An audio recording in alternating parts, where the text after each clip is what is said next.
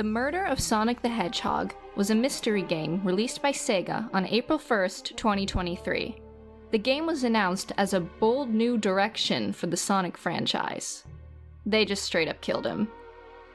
I've been meaning to play this game for a while, and for the low price of free and a length of about 2 to 4 hours, there wasn't really much of an excuse not to. To give some context, I'd like to briefly go over my history with the Sonic franchise, which is basically none. My brother actually greatly loved this franchise for a while, so I do have a small amount of knowledge through association. Well, that, and the absolute bop that was the Sonic Underground theme song that would play before the Super Mario Bros. Super Show DVD. We were more of a Mario family. Bide your time, lie in wait. But regardless, the point here is, I know very little about the actual Sonic series outside of the core cast and Blue Hedgehog Go Fast. I may not have much knowledge about Sonic, but thankfully, I do have experience in something even more valuable: mystery solving, which, in a game literally titled this, should make up the bulk of the gameplay, right? Right? So, I booted up the game, and with great anticipation, began my journey into solving the murder of Sonic the Hedgehog. The game begins with our main character, who we get to name. After much deliberation, I settled on the deep and meaningful name of Steve. Steve is the recently hired microwave expert on a state-of-the-art train known as the Mirage Express. This is an automated train with several robotic arms that it uses to carry out its functions, such as cleaning and service.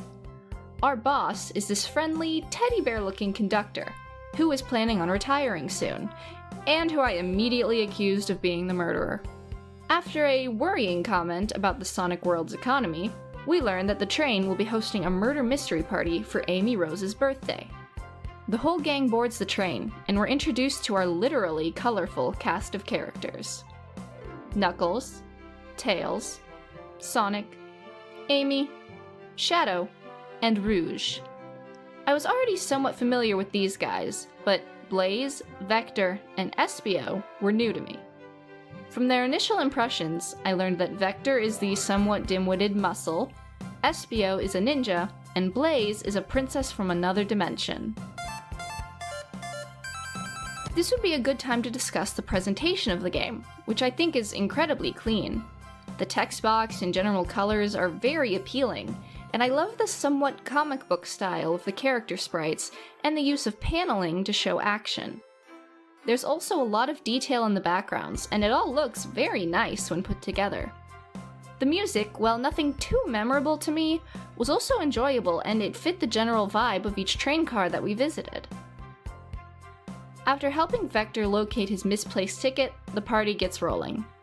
Amy assigns everyone a role and a location, and we're given a linear map of the train that I'm sure won't be a path of progression later. We mingle a little with Tails and Amy before all of a sudden... Thankfully, we are not also murder victims, and we all wake up in the dining car closet, where we are tasked with figuring out what happened in front of the door. After about 10 lines of dialogue, we can put together that Amy is the one responsible for the smashed shelf. But okay, it's a tutorial level. I'm sure it's only this easy to get us used to the mechanics, and the puzzles will get more difficult as we go on, right? Right? Anyway, after gathering evidence, we then have to interrogate Amy and present items in order to prove her actions and debunk her lies. However, at certain points, Steve needs to pause and think to follow his argument's train of thought. This triggers a minigame known as Think Time, where we play a handheld version of a Sonic game. Oh, this is cool! Maybe it'll be something like the logic dive in Danganronpa, where you have to run on a certain path to select the answer to a question about the case. That would be a really neat way to incorporate both Sonic's gameplay with that of a murder mystery game, and... Oh, it's just regular Sonic gameplay with no actual connection to solving the mystery. That's cool. As someone who's never played a Sonic game in my life, I struggled a bit here. Ugh, this is actually really tough. I wonder why I'm so bad at... Oh. Well, thankfully, the game prepared for people like me, and there is an option to make these parts easier. But in my stubbornness, on my first playthrough, I refused to take the easy way out, even if it had consequences. I found this contrast very interesting, because I'm not sure exactly what the intent was with the difficulty of this game. The investigation and interrogation sections are incredibly easy throughout the entire game. You only collect a small handful of items in each area, and which one you're supposed to present is usually very obvious. For a mystery game, it really doesn't require much thinking. In contrast, the think time segments are pretty difficult, hence the message and the option to make them easier. It makes me wonder what audience the developers were aiming to appeal to. The investigations seem more akin to younger fans, but the difficulty of the think time makes me think they're targeting more experienced players. I personally would have fixed this issue by making the interrogations match the think time and difficulty, but adding an option where, for example, Tails can give you hints to make it easier, just like the difficulty settings for the think time. After getting Amy to admit that she dented the shelf, Tails fixes her now broken hammer, and we escape the closet to find Sonic dead on the floor. Tails and Amy brush it off, excited to get to solving the mystery, but Steve gets close and hears Sonic mumbling some concerning things to himself. He also doesn't feel a pulse.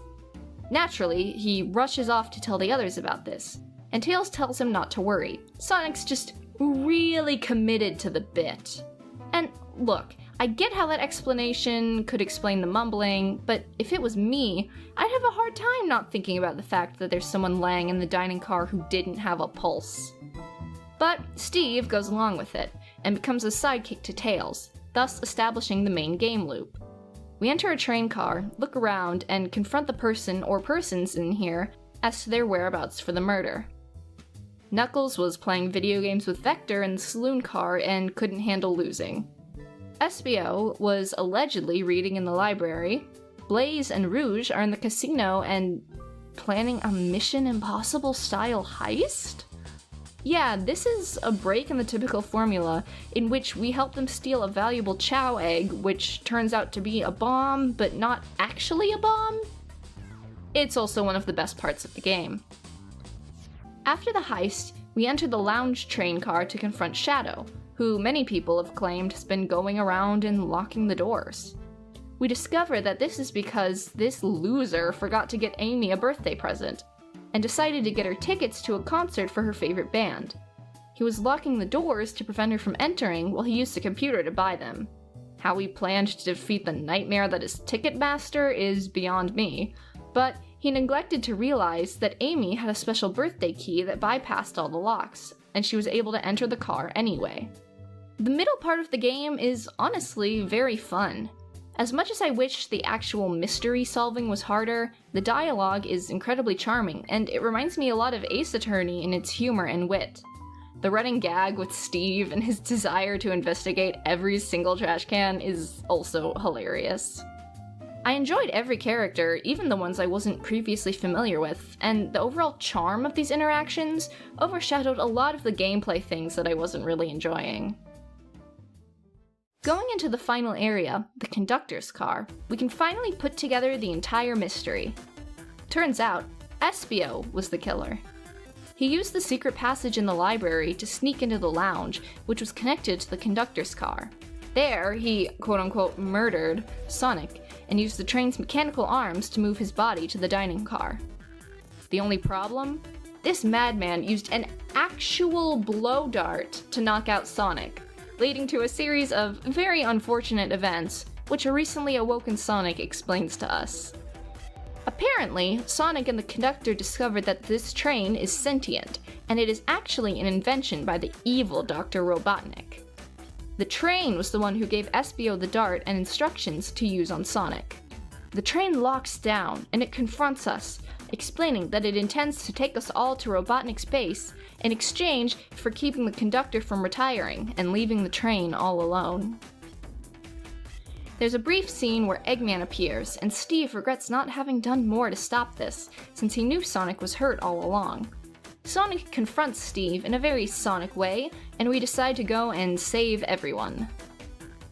The final stretch of this game is very heavy on the Sonic gameplay, playing as one long stretch of levels to break through each train car and reach the end.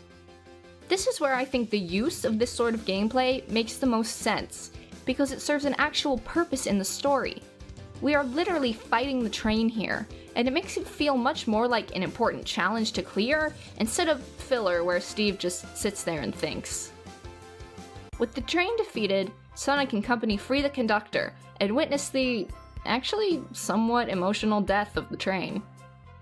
Everyone leaves the train safe and sound, SBO apologizes for the trouble, and everyone bonds over cake. And thus, we solved the murder of Sonic the Hedgehog. This game is honestly just a fun little time. It's not very long or very deep, but I don't think it was ever intended to be. This was a fun little project that they released for free, and if you're a fan of Sonic, I'm sure you'll have a great time with it. And even if you aren't a Sonic fan and just want a charming little mystery game, you might get something out of it as well.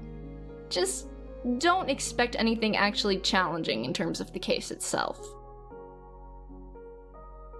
Thanks for watching my review and analysis for this game. I'd love to do more videos like this in the future, so if you have any games you'd like to see solved, leave them in the comments, and let me know what you thought of this game too. See you all in the next one. Bye!